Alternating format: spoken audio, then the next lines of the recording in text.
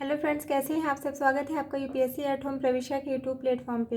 हम UP PCS की जो मेंस आंसर राइटिंग कर रहे हैं, जिसमें हमने जो टारगेट रखा है डेली 5 क्वेश्चन की आंसर राइटिंग करने का। उसी सीरीज़ में हमारा जो क्वेश्चन है वो है जीएस पेपर सेकंड से। क्वेश्चन को हम देखेंगे। जेंडर बजटिंग महिला सशक्तिकरण का एक प्रभावी उपकरण है। भारत की विकास नीतियों में लैंगिक असमानता को कम करने में इसकी प्रभावशीलता का विश्लेषण कीजिए।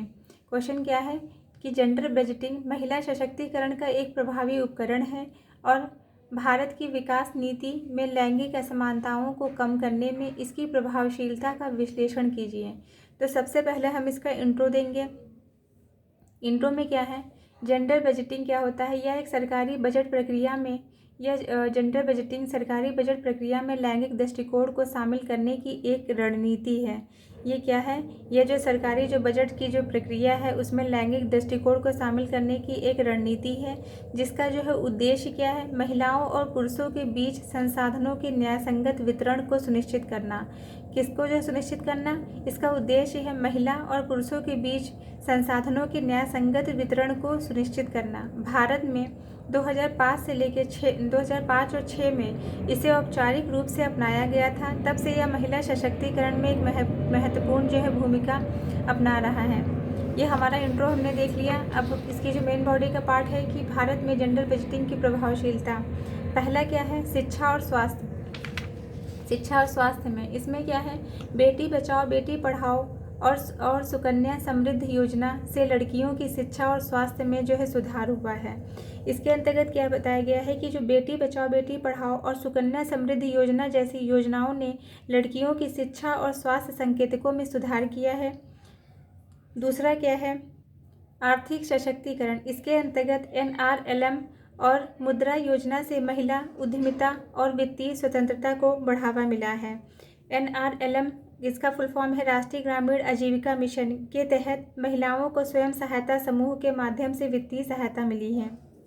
और मुद्रा योजना के माध्यम से जो है मुद्रा योजना में जो है 70% से अधिक ऋण महिलाओं को दिए गए हैं, जिससे महिला उद्यमिता को बढ़ावा मिला है। फिर क्या है, कितना जो है ऋण दिया गया है, 70% से अधिक 70% से अधिक। इसमें क्या है, सुरक्षा और कल्याण। इसके अंतर्गत निर्भया फंड और उज्ज्वला योजना से महिलाओं की सुरक्षा और जीवन स्तर में जो है सुधार जो है देखने को मिलता है। इसके माध्यम से क्या है कि निर्भया फंड के तहत महिलाओं की सुरक्षा के लिए कई उपाय किए गए हैं, जिसको जो और दूसरा क्या है, उज्ज्वला योजना ने जो है महिलाओं को रसोई गैस तक पहुंच प्रदान की है और जिससे जो है क्या हुआ है, उनका स्वास्थ्य और जीवन स्तर में सुधार हुआ है। फिर क्या है, राजनीतिक भागीदारी। इसके अंतर्गत पंचायती राज संस्थाओं में 33% से अधिक जो है आरक्षण से महिलाओं की भागीदारी बढ़ी है।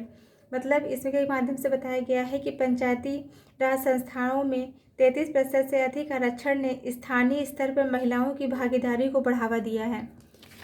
ये हमने भारत में जेंडर बजटिंग की प्रभावशीलता को देख लिया। अब हम इसकी चुनौतियों को देखेंगे। इसमें क्या है, पहला क्या है, सीमित बजट आवंटन।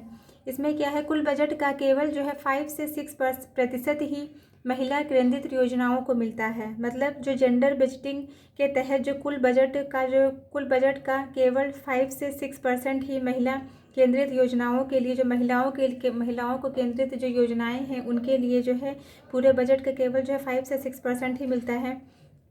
क्रियान्वयन की कमजोरी। इसके अंतर्गत प्रभावी निगरानी और मूल्यांकन का अभाव है। मतलब योजनाओं के क्रियान्वयन में प्रभावी निगरानी और मूल्यांकन का अभाव है। जब कोई योजनाएं लागू की जाती हैं तो उस पर निगरानी नहीं की जाती है, तो उसको जो समुचित रूप से क्रियान्वित जो है नहीं किया जा सकता है। फिर क्या है, सामाजिक बाधाएं। इसके अंतर्गत रूढ़िगत मानसिकता और लैंगिक पूर्वाग्रह है। मतलब ग्रामीण क्षेत्रों में रूढ़िगत मानसिकता और लैंगिक पूर्वाग्रह क्या करता है, महिला सशक्तिकरण में बाधा बनता है। इसके सुधार के जो है उपाय। पहला क्या है, बजट आवंटन में वृद्धि। इसके अंतर्गत महिला केंद्रित योजनाओं में वित्तीय आवंटन को बढ़ाना। दूसरा क्या है, मूल्यांकन और निगरानी को सशक्त बनाना। इसके अंतर्गत जेंडर बजटिंग के प्रभाव को जो है समय समय पर इसकी समीक्षा की जानी चाहिए। फिर क्या है, जागरूकता और महिला भागीदारी को बढ़ाना। इसके अंतर्गत महिलाओं को योजनाओं और उनके अधिकारों के प्रति जो है सशक्त बनाना और क्या करना, उनको जो है उसके बारे में उन्हें जो है अवेयर करना। फिर क्या है, समावेशी और नीति निर्माण सुनिश्चित करना। नीति निर्माण में महिला प्रतिनिधित्व को बढ़ावा देना। ये हमने जो है सुधार के उपाय जो है देख लिए हैं। अब हम इसका कंक्लूजन देख लेंगे कि जेंडर बजटिंग के प्रभावी क्रियान्वयन से लैंगिक असमानताओं को कम किया जा सकता है और महिलाओं को समावेशी विकास की मुख्य धारा में लाया जा सकता है। ये हमारा क्वेश्चन का जो है आंसर कंप्लीट होता है। और आप लोग को जो हमारी जो सीरीज़ चल रही है कैसी लग रही है हमारे कमेंट सेक्शन में ज़रूर बताइए। आप लोग भी हमारे साथ में मेंस आंसर राइटिंग प्रैक्टिस करते रहिए, क्योंकि बिना लिखे लिखना नहीं आएगा। Thank you.